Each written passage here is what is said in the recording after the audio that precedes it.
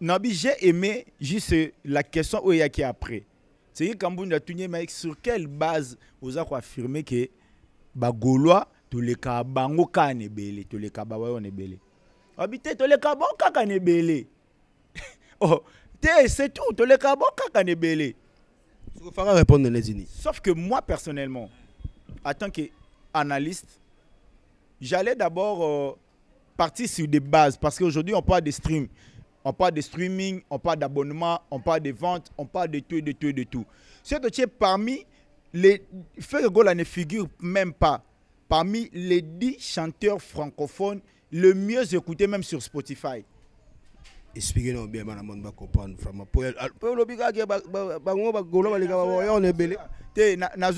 Na analyse oyo na kosenga ba téléspectateurs ba fongola mato ipotolo bagi magamango so roti ba tabigi na ba papier ko magagu commentaire que ça réellement que ba la belé c'est que ba golwande ba randaka papier ve mauvais service c'est ba gola ba na problème mail tonné te bana ba problème mail te bon peut-être pe ba golo belé âge ba golo peut-être pe ba golo belé par rapport à âge ba courage peine à s'abonner ya ko chaka ba j'aime hein ya ko luka ba blo ko ba Spotify hein luka ba Telegram ondige moi ambri mais na linga ba golo trop. Charlie Mafouza, Charlie Mafouza, Charlie Mafouza, Charlie Mafouza, Big Manager. Ouais, voilà, nous sommes là pour vous servir. Nous, c'est HD Africa Business TV, votre émission Planète des Stars. Planète des Stars aujourd'hui. Et ça y est, c'est nous a rendu tout en arabe. Vraiment, mesdames et messieurs, je suis vraiment trop fier de vous retrouver encore pour notre speech d'aujourd'hui. Je dis un grand merci à toute mon équipe technique, commençant par lui-même, l'éternel DG, Monsieur Charlie Mafouza, le pressage au 2106. Papa la richesse Mafouza, il fait tout, je vous dis. Il est au four et au moulin pour bien nous servir en temps réel. Et puis, na robo sanaté, bandegonion, ça au badana biso, baotika biso te bosso. Et puis, je dis un grand merci à l'espace qui nous reçoit aujourd'hui, l'espace Papi, Flat Hotel, Papi Mitete, Flat Hotel, Papi Mitete, Zalara sur Avenue, Mongala, donc ça dit Mongala 28-25. Terminus lemba ozamu bimba ba repo ya kitoko ba chambre ya kitoko eloka malili ya kitoko lien ya komela bien ya kitoko. Retenez cette date mesdames et messieurs, le 11 mai 2025, fondation ya maman Charlotte Bakouli, première édition en marche de santé déjà bomoni de anga mugaro manunga na de ana polo. Donc voilà, Charlie Mafouza benda pena bien bomona pena ke ngamoko déjà no manunga na de ana polo lingo zo pena polo yango yo polo yango pour les arabes on a $5 quoi hein olingo pokire polo to tambola biso nyonso hein au moment na ba DG ba ti ba couper ba Roma nunga ba ti ba couper au moment ba fafandombe ba jamaka mona bref au moment ba les magelais papi boté na ba ti couper benga na ba numéro za affiché na bas d'écran na biso yo hein ozala mobimbo oza polo $5 pamba hein na mongo na biso Afrique congolaise 14 000 francs aux polo tokotambola longo tokobanda première ri tina lemba na sipot ko liana ego melepine ko na shooting bana basi bolinga shooting trop boya totambola ego sala biso pena bien. Mesdames et messieurs, pour les annonces, retenez bien que le 7 juin 2025 des dates c'est déjà déjà partout. D'abord faire ego la ozana ING Arena ou à Bruxelles hein ING Arena billetterie non ne font pas de la billetterie font et puis Robino Mundibu Papa Chic hier à Rosalana théâtre de gymnase Paris Maribel. Donc vous retenez des dates et puis dans mois demain Fabrigas Médite Noir hier à Rosalana Zénith de Paris héritier Watanabe le 24 mai à Rosalana Dôme de Paris. Donc voilà bah dates où ils ont déjà précis où ils bani déjà ils ont circulé déjà et puis Ranson bon ça date calaming était il y a couleur café musique à Rosalapé cette année à Rosala partie. Je reçois mon invité aujourd'hui, je suis avec l'analyste maison, c'est avec lui on va analyser cette émission. Lui c'est Fafandombe, ça fait un bout de temps alors les gars sous-souté et sali moi Miko Lebele Fafandombe azo le gâté il va me toi bobinanga Fafandombe bungito pour amener Fafandombe azo bela to Fafandombe azo belate na kina lukeli bino yeyo na eli bino yeyo Fafandombe bandeko batuni au moins trop ba biokimi ozomona na te ba golo ba pexio TV olingi sous ba golo ba mobenga au pakistanais warrior. Donc beaucoup de ba batuni ba question belé c'est dit à cause au kimi TV Fafandombe En tout cas, d'ailleurs, dès l'entrée des jeux, j'aimerais d'abord dire un grand merci à Arnaud. Manunga Voulouzi de la presse, na Sanité, Kopé Sambote, na le DG éternel papa, na richesse Mavouza 2106. Ebi Charlie, na Sanité, la grande équipe, la grande famille qui nous assiste lors de ces grands tournages. Bon, ce n'est pas que Nakimaki Media, ce n'est pas que Tobatamaki, ce n'est pas que Bagolo, Babeta Kinga. C'est vrai qu'il y a eu de menaces dans ce sens. Mais sauf que j'aimerais juste préciser un truc vis-à-vis de Bandeko Balandarabi surtout. Que tu auras aussi une analyse. On le dit toujours et on le répétera à tout moment. Sauf que l'analyse n'a pas la parole d'évangile. Tu auras aussi une analyse sur base, il y a actualité musicale, sur base, il y a la réalité musicale, où ils ont un terrain, et puis sur base, il y a Makambo Bissodut au vivre. Rien n'empêche que et là, on se qui boyer, tu peux corriger par rapport à ce que quoi. Mais, sauf que tu as la vérité. Ce qui est vrai, la vérité blesse. Bandeko Bagolo, Bazabandeko Nabiso, Bawario Bandeko Nabiso, Baspiritas Bandeko Nabiso, les têtes de papa chic, Biso carré, Bandeko Nabiso. Donc, on est ensemble. Aujourd'hui, il y a à boire, il y a à manger. Il y a siesté, donc on va décoller bientôt.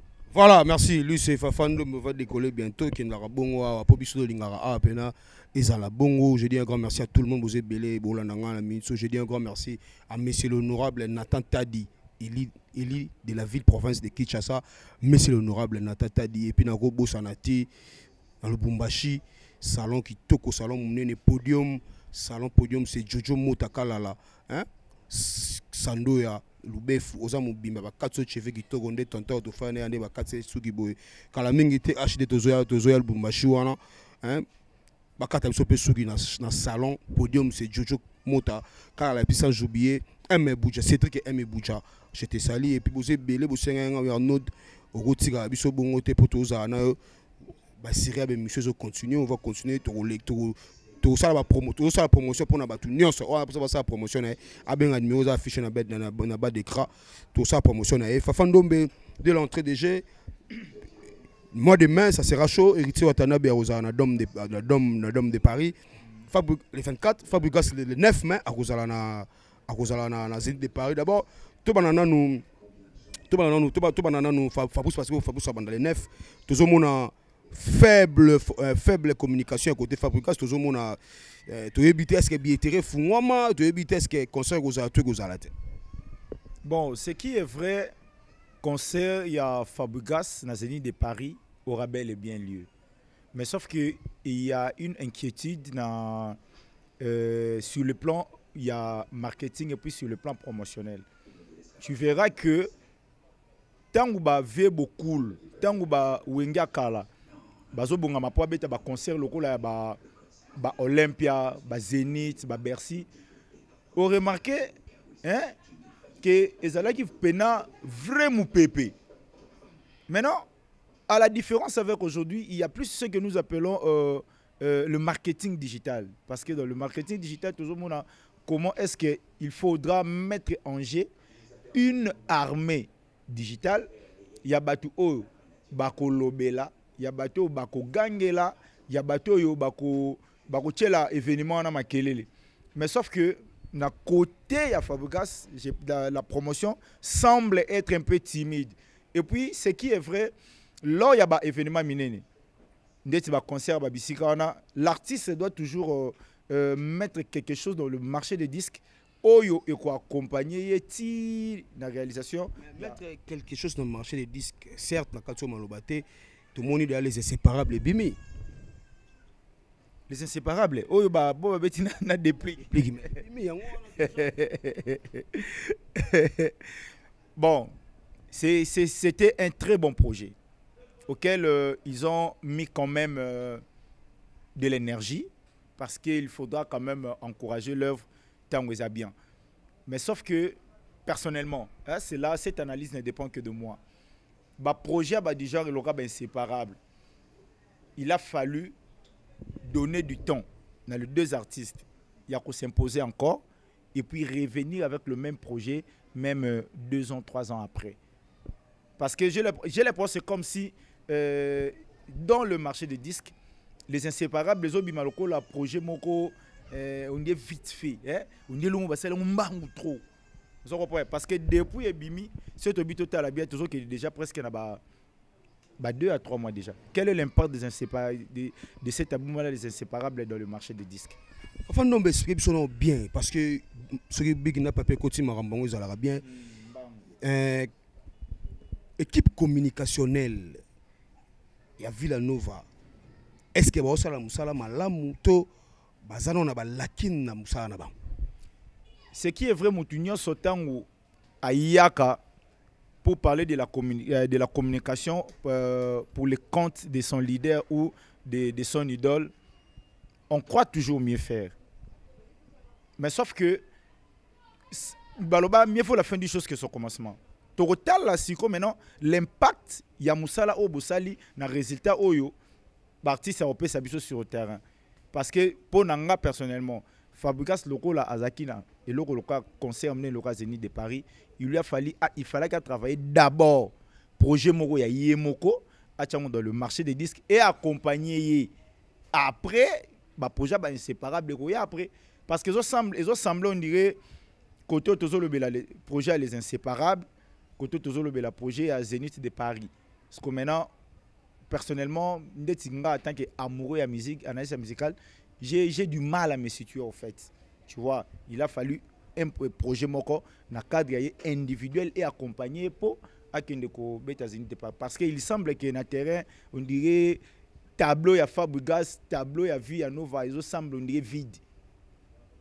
Ils semblent on dirait vide, oui certes, mais Kobanga tout le monde a sous scène ya ne passé et bandila ya nini ya salle wana betaki wana ya Casino de Paris scène bandila mais tout le monde a faible côté billetterie bato basomba pena ba billetté mais l'artiste est quand même osé à robeta na ba nombre bato bazagone et pesa ki pena moi passi pona nini équipe communicationnelle ya Fabrice et Métis Noir bazo sala musala na ndenge ya kobatama topé et ça peut-être la même chose stratégie au bango ba monter.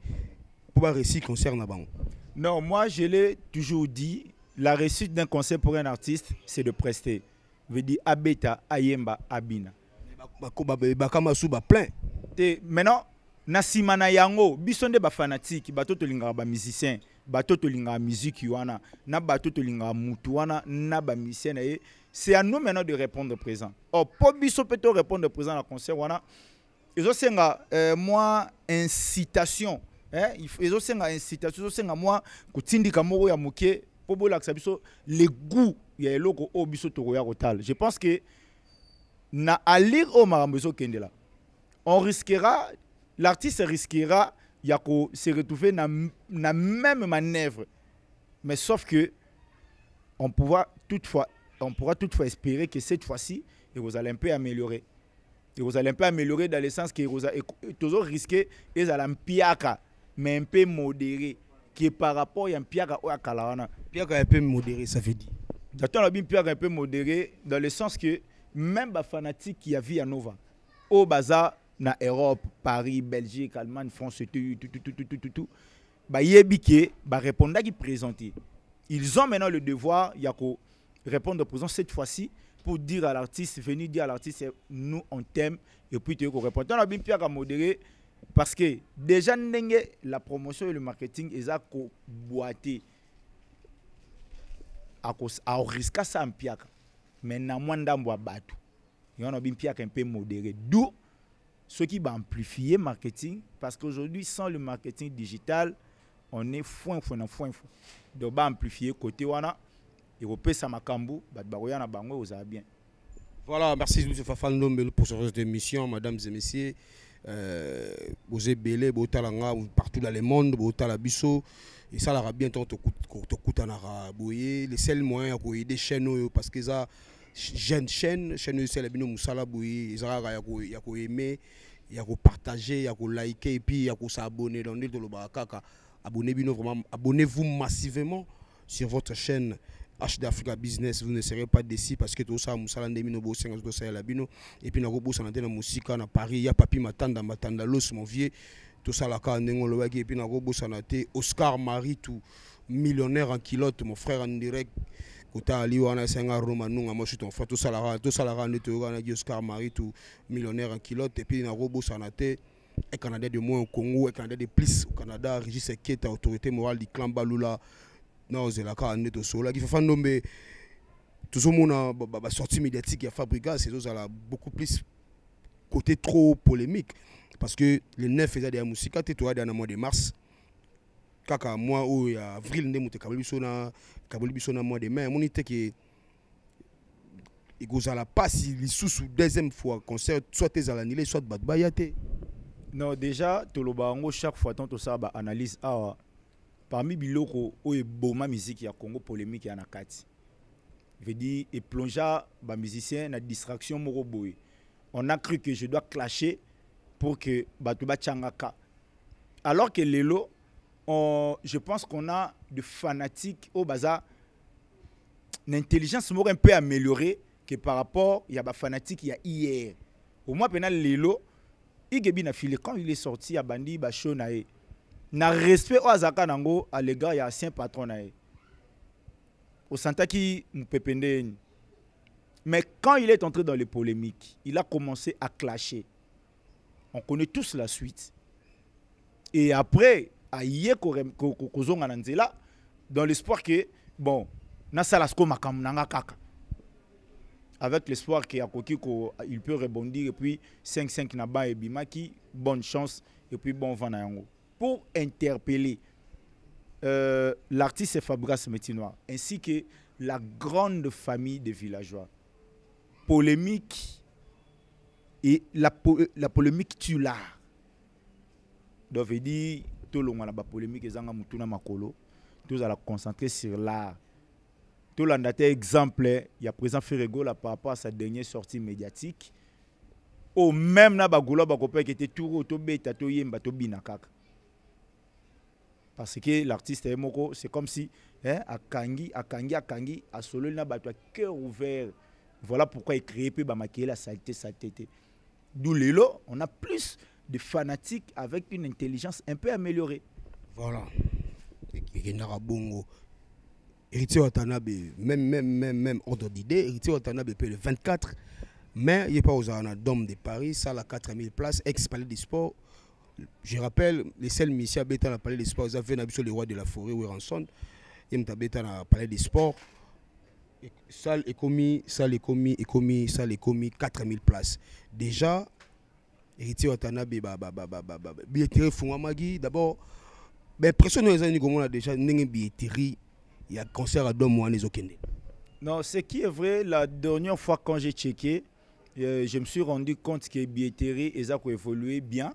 Et puis même c'est tout en termes de proportions, on a que il y a un nombre moko suffisant. Il y a des billets aux autres au moins après chaque semaine. Après chaque semaine. Et puis on a profité déjà qu'on annonce Batou que tu te côté à souper avril en Héritier Watanabe au stade des soldats au Tinae. Donc il dit bonne chance et puis force et courage na ba spiritas tout il y a monde na tes place ça. Continue toujours à soutenir l'artiste. Toko mana to buka. Dôme de Paris Ozaki ancien palais des sports. Nabi que c'est le Congo qui gagne. C'est le Congo qui gagne oui mais bon bato baloba il faut que papa tchaka et poids. Tout le monde appelle tout papa goya tchaka poids attendez. J'aimerais dire un truc. La différence entre Héritier Watanabe naba enene ya wenge ezaka na niveau moko. Bango ba se pointer le roi baleki awera. Ba la Coste, ba Bill, ba Ferré, ba se pointer le roi baleki awera. Mais Héritier Watanabe s'est toujours pointé comme un fils. Comprendre? Donc Héritier za mwana. Pe azwa ki mwana wana la kisango penage yo ape ngana mwana. Total Asco maintenant le résultat sur le terrain. Bino bomi monagi baleki au lieu boza la bana. Bonne chance et puis bon vent. Na gogan totori na tembe. Fafando me na bande la sous motuna. Est-ce que tout sous tout le monde sous même scène les rois de la ferroviaire en son roya au chai sous poids ou roya sous na dôme de l'île dôme de Paris pardon na lina lo baboy est-ce que ko bengisa batu na ba concert ezali sumu le comment ba ba chai au poids mais ça peut m'abêter et bon so vous tu tu poids mabeza ça m'a expliqué non mabeza tene oh et ça m'abêter mabeza tena sans signal no manunga omoni kala on a des vidéos même ya ba concert musu ya ba maison mère botali boye ve bozia ye kofi aye ba conseil soit BCBG ba papa Wemba Baya vous comprenez et puis Kofi Olomide a visité aussi un bon nombre d'artistes na musique na scène musicale na biso maintenant ce qui lelo présence ya artiste moko quelconque na concert ya muninga to annoncer que na roya to annoncer que na kozala invité to ba annoncer que ba obengisa ye so ce que to lo ba pendenge pe héritier Watanabe abi invité na spécial kozala Robinho Mundibu et ça pour Robinho Tchepo héritier moral bien on venait que Robinho Mundibu invité spécial ça le bien héritier Watanabe abi invité na ye spécial ya ndule wana et kozala Robinho Mundibu ba yemba su Guimale l'ensemble pour ni na porter choix sur Robinho Mundibu bon d'ailleurs comprenons que la musique na biso ces derniers temps bat bazo évoluer na ba clan bat bazo évoluer na ba groupuscule mais au qu'on se rendre compte il y a de ceux-là oyo bazo évoluer par amour hein veut dire tant sous to bomana kala à quoi va continuer ko bomana toujours maintenant cette fois-ci on peut toutefois répartir sur de nouvelles bases veut dire que na clash à yote au clash à ngate quand tu fais tes émissions au lancer la ngaba éloge au coquille par rapport à aronga non sala et puis au retour nga pétant na ye na rendre ascenseur c'est ça l'amour ce qui fait héritier Lelo abenga Robinho invité spécial les pour ce Robinho légui na TV peut-être à son ascenseur wana oui à clasher la raït ascenseur c'est ça l'amour parce que soyez allé que bazaki na ba clash du genre ba clash mo bala nango kala banga ba sa ngote soto lo bani c'est que Robinho peut ba bengisi acha héritier Watanabe poa et moi je pense que on doit être des intellectuels on doit être il faut tous amis colo s'il faudrait inviter les gens bah toi nous sommes na ko bengisa kingandi parce que c'est le Congo qui gagne c'est le Congo qui gagne c'est la musique congolaise qui est maintenant au top to bengisani to sali ba fit to c'est est-ce que tant ba basara ba featuring ils appellent ba rocha ba poa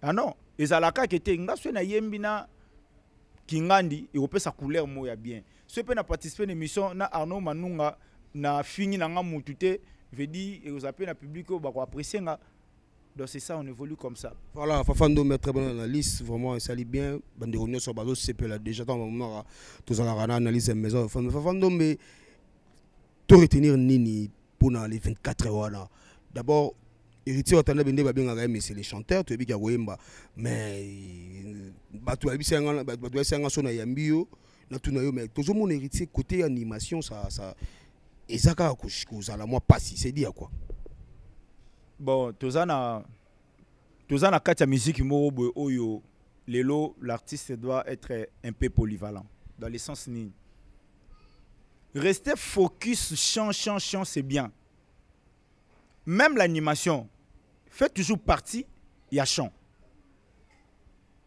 mais ce qu'on a qui Congo to comme ça l'ondige to banda okabolango ah yemba kaka animation boy non topé ça bande ko na biso chance basa la carrière na ndenge esengeli héritier Watanabe mais c'est le chanteur abeta ba générique na ya malonga et betaka sauf que peut-être côté wana s'il faudra peut-être donner conseil à l'artiste et Rosala avec un peu ko booster ba animateur dans le souci que ba sabiso le meilleur de Oezala qui tant to yo qui chant animation fait faire partie à chant mais Tobi n'a pas bien donc c'est un peu ça.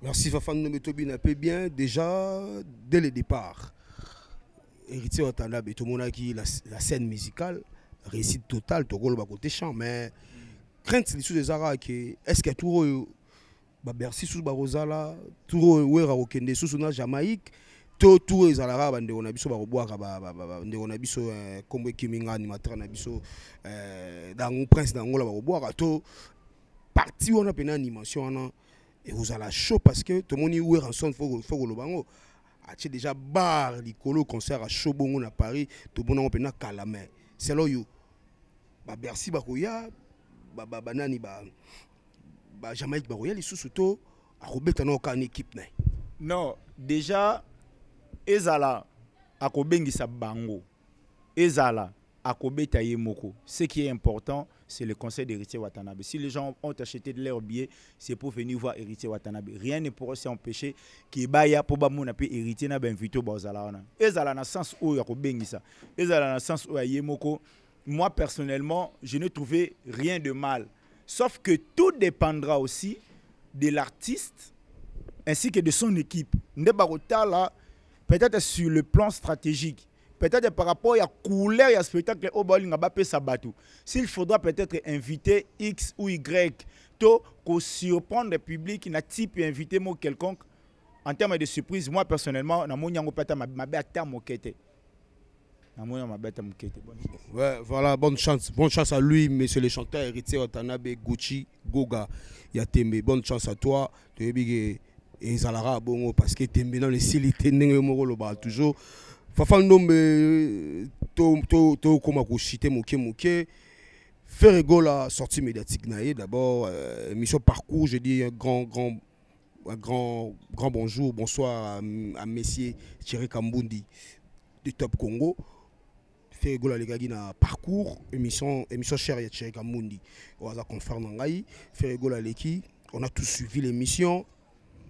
Côté Moussou Batouba-Lobby qui fait une très belle émission de Ferrego là. Côté Moussou Batouba-Lobby peut à Lobby Mabé. Côté Moussou Batouba-Lobby que non, il fallait pas le baquet non, biso ba golo to le gaba warrior on est belé. Parce que yo attaque est-ce que yo analyste maison. D'abord après non comment nous Ferrego là. Moi maturité on tout bien bon maturité on a répondu na micro ya Thierry Kambundi. En tout cas non ça la boue. Bravo à l'artiste Ferrego, la papa Hervé, papa Melina, papa Bananae, les patrons du groupe Jet Set. Encore une fois, bravo et félicitations. Personnellement, ça dépend. Si ce Bobby n'a classé l'émission Ferré, personnellement, je dirais c'est la meilleure émission de toute sa carrière musicale. Ah, papa, ça va émission bien tout le monde. Yoga émission moko moni bien ça Naba onga landa. Parce que na kolo ba peut-être que na bémission faire tout mais na bémission tout o ya faire o ngalanda je dirais c'est la meilleure des émissions depuis sa carrière ce qui 18 ans tilelo mais la meilleure émission parce que pour ça parcours faut to lo babongo non to mona na bamboka o kutu mutu pena émission ya mamba ba bible mais lobi pe buso ba fingi pe batu de ngolo banini polémique eza qui para place à robimelaté. Ceux comme Taza Makilana, l'Ingalamba polémique a créé le mot ça bien. D'où les émissions parcours. Mais la question qu'on va poser, même temps les cannabis mission Moussoussou, il parle toujours de sa carrière. Vous comprenez? Il parle toujours de sa carrière, sauf que Zakana, moi, bah fragment. Vous comprenez? Mais dans la sortie médiatique, on a senti un Ferrego là, à un cœur tellement ouvert, à un cœur tellement grand, sans polémique. Sans quoi que ce soit, détendu à répondre, à l'aise, mais sauf que aucune œuvre humaine n'a été parfaite. Déjà, tu as tout cas, dans tu as au sati que quelque part, moi, quelque quoi qui rosal. Mais tant que déjà, tu as sali émission, au moins 90%, il y a espace émission et que na mouté mamala na mouté marofonga matorobo ya ponani. Mais sauf que là où peut-être je ne suis pas d'accord avec lui, quand il a dit que biso ba gaulois to le ka bango ne belé. J'aimais la question juste oyaki juste après au Thierry Kambundi a posé qui. Mais Ferrego là déjà le bango de clair to le biso to yara mobondo to le ka bango ne belé. Alo bango déjà peut-être là muso alo barande ba warrior té mais on a vu Ferrego là les jours là l'émission atangaki kombo ando tanga kombo ya patron ya ba warrior. Warrior suprême Fali pour handicap la merveille un temps à combo ouvertement et puis Ferrego la golo ba susu que non biso ba goloa tous les gars warrior na ebele siko la concept nini peut-être même sous warrior au monde on passe na concept nini parce que total les réseaux sociaux tout le monde a mamelo les réseaux sociaux na ninga réponse soit yango na bit ce qui nabi j'ai aimé juste la question où il y a qui après c'est que Kambunda Tunye mais sur quelle base vous avez affirmé que ba Gaulois tous les cas bango kane belé tous les cas ba on est belé habité tous les cas bango kane belé oh c'est tout tous les cas bango kane belé il faut répondre les unis sauf que moi personnellement en tant qu'analyste j'allais d'abord partir sur des bases parce qu'aujourd'hui on parle de stream. On parle de streaming, on parle d'abonnement, on parle de vente, on parle de tout, de tout, de tout. C'est parmi les... Ferregola ne figure même pas parmi les 10 chanteurs francophones le mieux écoutés même sur Spotify. Expliquez-nous bien, madame, on va comprendre vraiment. Pour le biga, on est belé. Nazo na analyse oyo, na kosenga vraiment ba téléspectateurs, ba fongola mato pour tout le bagi. Magamango se roti batabigi na ba papier et comme magou. On repas que même ce les 10 artistes les plus écoutés il y a année il y a mois aussi sur Spotify. Fait rigoler. Même il y a année 2024, il n'a pas fait partie des 10 meilleurs des 10 artistes les mieux écoutés sur Spotify. Là de 1. De 2. Soy toye ba Gaulois to le kabon ka ne belé to pas toi que sur des bases. Fait rigoler à combien d'abonnés sur TikTok. Et puis, qu'est-ce qui justifie du fait que Bisso, Bagolo, Belé, mais Petit Fali, Anna Baboni, les Ferré. Ah, Tika Oluga, Ngamboyo. Ngaïna Lobaki, tout, Mamour, Kotate. Petit Fali, les Ferré, abonné à TikTok. Bachelor sur le commentaire. Banamon, Bachelor sur le commentaire total. Ah non, nous avons voulu de la presse. Dalinga Mambo. Non, toi, sur de bonnes bases. Je disais ceci. Ceux qui sont Gaulois réellement les kakabatu, les fanatiques de l'orchestre tout n'est belé, notamment les warriors, les spiritas et tout, biso carré, les têtes de papa chic et tout. Qu'est-ce qui justifie du fait que Petit Fali a un abonné plus na TikTok que Ferregola? Ferregola, tous les cabans est belé. Il a combien d'abonnés sur Facebook? On comprend que même le nombre d'abonnés, il y a fait en 2022. 2023 et 2022-2023, au repas que toi tu es en 2024, il a perdu plus de 800 et quelques mille abonnés qui se sont désabonnés chez lui. Sko, ce que ça que Bagolois, les carabas fanatiques qui a qu'est-ce que tout n'a ébélé. C'est que Bagolois ne balinga pas pervété. Enfin, nous mettons chité sommes plus par les temps vraiment. Ça l'a bientôt dans un plateau. Une analyse la vie qui bandego. Bah au Senganga, bah je dis un grand merci à les gérants de l'espace, Papi Muté de mon frère Sabin. Sabin, les grands gérants. Yébika tout ça là, on a robot ça noté Sabin. Les gérants Sabin, vraiment, je te dis un grand merci. Fafandombe, Yébisa Bissona nous. Ferregola, sortie médiatique. Est-ce que les gens qui battent tout, ils ont émission parcours. Et les gens qui battent tout, c'est tout à fait normal. Il faut expliquer parcours. Et les gens n'ont pas tout. D'ailleurs, je parlais que ça fait partie des meilleures émissions, si pas la prépo nanga ils attendent sous meilleure émission à parcours n'a émission fait on alanda. Mais sauf que ne babaka Mounoko oilo bapé mingi place msusu au trébucher moi mouké. Mais déjà à 90% l'émission était une réussite totale. Mais déjà à 90%, c'était donc 10% on les a rapports que Gaulois, warrior, l'équipe de Belé, comme abonné à TikTok. Non, d'ailleurs, les 10% là, ils ont affecté en rien les 90% réussite. On a acclamé, c'était une réussite totale. Mais voilà. On a fait juste une analyse critique. Combien d'abonnés sur Instagram? Combien d'abonnés sur TikTok, combien d'abonnés sur Facebook, combien des auditeurs au Bayo Kakaye sur Spotify. Bana monde checker la mission on a comme. Bangomoko checker on a mamna lo beza so. Checker la mission on a commenté. Que ça réellement que balage belé, c'est que Golwande barandara pas pervé mauvais service. C'est que Gaulois bana problème à mail tonné. Te bana ba problème à mail te bon peut-être peu Gaulois belé âge. Peut-être peu Gaulois belé par rapport à l'âge, bah courage pénère au s'abonner, il y a au tchara bah j'aime, hein ya ko luka ba biloko ko ba Spotify hein luka ba Telegram ondike moi ambri mais na linga ba golwa trop. Marambo yango comment ba kanelo su Fafandombe nganzambe vraiment mtomo shitomo mena la suka 5 minutes faire goal à les 7 ING Arena à Bruxelles. Robino Mundi Papa Chic aussi le 7 juin 2025 à Paris Maribel théâtre des gymnases. Coïncidence ou on a dit à quoi?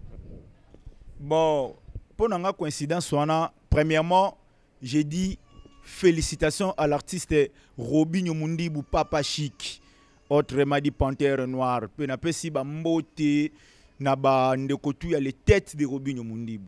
Na bo sanité junior à Kelembi na pesi ba mbote nanga ya roleka na moni Franklin Kabongo Pacho Masele bo simba artiste makambango tozelaki yango. Ce que j'ai aimé avec l'artiste, les concepts. C'est quoi les concepts? Les concepts là, les paniers circulent encore. Donc pour dire que et comme que le quoi licho banamike bazo kende ku poto ba musicien lokola bandeko ba bekan ba memi batuna poto mais Robinho misaka ya coûte tout. Or ndenge moka lobaka tozaka ande prix mais tu as précédé les kamuna ngonga nango sko ngonge beti veut dire panyango baluka ki en tout cas le 7 juin na théâtre de gymnase Paris Maribel bandeko tout ya côté wana tozala Papa RVP na ING Arena ba bonne chance en attendant ba confirmer biso billetterie. C'est le Congo qui gagne. Billetterie à Robinho Mundi bo fond makan.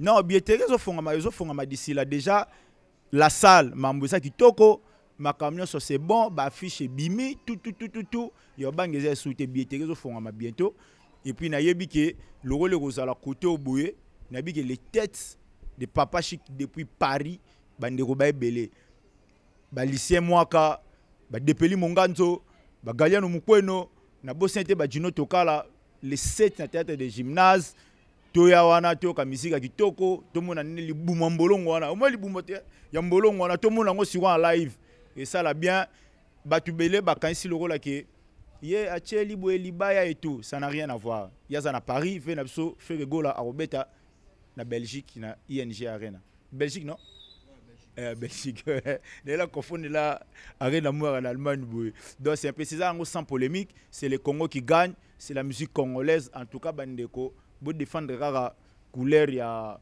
musique na biso et puis voilà quoi. Ouais, voilà, merci, c'était là Fafandombe analyste maison, Fafandombe analyste maison, analyste kitoko bozala kaka na ezalaka na HD Africa Business TV. Fafandombe to chité na biso déjà. Un dernier mot puis moi quelques personnes parce que nous sommes vraiment pris par l'état. Vraiment nangane sara bandeko. Tu dis que te lobi moi trop. Tant sous ba mamsou te lobi o les épées bandeko mais ne nous tenez pas rigueur, tu dis que tu as une gestion na bino dans le souci de ton émission pour te faire bino ba émission na ba analyse toujours à qualité. Donc na ba mbote nanga en tout cas hier ceux qui n'a pas si mbote le label to robo manama be na pesi ba big salam nanga na au Capi suprême le cœur de l'homme au Capi suprême veut dire os moku wa moko ngana ga musuni so ya miku wana Capi suprême Alvin Zumba ya bambote ngwana na pesi bambote en tout cas le 8 mars c'est le kaki c'est le mois de la femme et puis pour nanga c'est l'année de la femme aussi d'abord don na bino mama Paulina oyanga mère na bosanité Tantine Hélène Banque mondiale depuis London don na yo na pesi mbote nanga na Tantine Pichet tata moi sabana na bosanité Elena na pesi bambote nanga na Jaël na pesi bambote nanga na Jorbel lelo naka na ba mama au Capi suprême dondo. Voilà, merci au Capi suprême dondo d'ici Fafandombe Alvin Zumba. Des gros bisous à toi ma chérie Passoza. Vraiment vous avez belé ya Olanda ngai na Spitz na Mgola lelo. Je suis fier de vous, abonné na biso et puis batunya so botala biso. Bo sepela ratam sto kota na banda kuna bino sa Zodias. on a partagé ce qu'il y avait à partager aujourd'hui, mesdames et messieurs. Continuez à s'abonner, continuez à vous abonner, pardon, continuez à liker et puis continuez à vous partager la vidéo na biso et gosa biso pena vrai bien. Quant à moi, je dis un grand merci, hein, le grand maquilleur. Donc ça dit c'est Roazo maquillé biso vraiment bien, a maquillé biso pena kitoko. Je dis un grand merci à Gladys Lelo Betty, c'est-à-dire on va maquiller kitoko yo okenda fête yo okenda ba manifestation yo so contacter pena numéro na sima kuna ba osanga de asi to vraiment na suka. Je vous dis un grand merci. Quant à moi, nous retrouvez-moi à la prochaine. Merci, big up à vous, merci.